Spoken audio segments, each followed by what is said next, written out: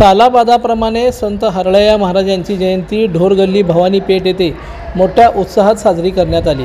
रविवारी संत हरळय्या महाराजांची 647वी जयंतीनिमित्त संत हरळय्या समाज मंदिराचेही उद्घाटन आमदार विजयकुमार देशमुख यांच्या हस्ते करण्यात आलं। या सभा मंडपाचे काम लवकरात लवकर पूर्ण करण्याचे आश्वासनही त्यांनी यावेळी दिलं। या कार्यक्रमाप्रसंगी त्यांनी समाजातील अनेक मान्यवरांचा शाल श्रीफळ व हार घालून सत्कार केला। या कार्यक्रमाचे सूत्रसंचालन चर्मकार समाजातील परशुराम मबरूखाने यांनी केलं। यावेळी DK बहुउद्देशीय सामाजिक संस्थेचे गौतम कसबे, माजी नगरसेवक संजय कोळी, परिवहन सभापती बाळासाहेब आळसंदे यांच्यासह इतर मान्यवर उपस्थित होते। आजच्या या प्रथमतः संत हरळय्या महाराजांच्या चरणी वंदन करतो, तसेच महात्मा बसवेश्वरांच्या चरणी वंदन करून आज या कार्यक्रम प्रत्येक वर्षी आपण इथे घेत असतो। मला असं वाटतं की मी जवळपास 10-15-20 वर्ष झालं दरवर्षी मी इथे येतो। एखाद्या वेळेस मला असंही आठवत नसेल की मी आमदार व्हायच्या अगोदरपासून इथे येतो, कारण मी आता साहेबांनी सांगितलं की महात्मा बसवेश्वरांनी जे आपल्याला शिकवलं आणि महात्मा बसवेश्वरांनी जे जातीवादी नष्ट करणं किंवा पुरुष स्त्रीमधलं भेदभाव नष्ट करणं, या सगळ्या गोष्टी या देशामध्ये होत असलेल्या जातीवर नसू द्या किंवा पुरुष स्त्रीचं वर्ण असू द्या किंवा अनेक गोष्टी होत्या, त्या सगळ्याला बघून त्यांनी आलं।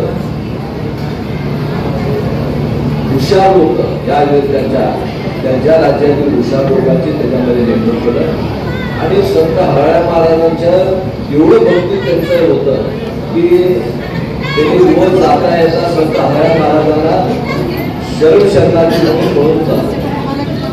महाराजांना असं वाटलं की हरळय्या महाराजांना की एवढा मोठा म्हणून मला रोज शरण शरणार्थी म्हणतात, म्हणजे माझा हात जोडून नमस्कार करतात, एवढं त्यांच्यावर बसवेश्वरांना भक्ती राहिलं। त्या दिवशी त्याने आपल्या मांडीचं कातडं करून त्याचं चप्पल शिवून महाराजांना, म्हणजे एवढी भक्ती।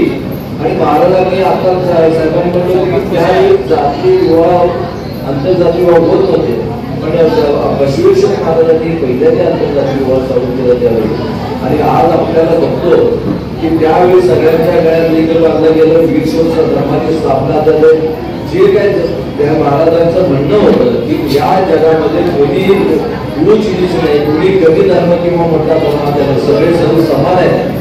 आपल्याला देवानी फक्त जन्म घालतोय, पण कुणाच्या पोटात जन्म घालणं किंवा कुणाच्या नाही कुठल्या जातीमध्ये घालणं हे त्यामुळे आपलं जात किंवा आपला उंच नीच होऊ शकत नाही। ही जी शिकवण दिलं त्या धर्माबद्दल वीरशैव समाजाचा एक आपला सगळ्यांचा बंधू असल्यामुळं गेल्या मी इथं 5व्यांदा निवडणूक जिंकलेल्या आहे।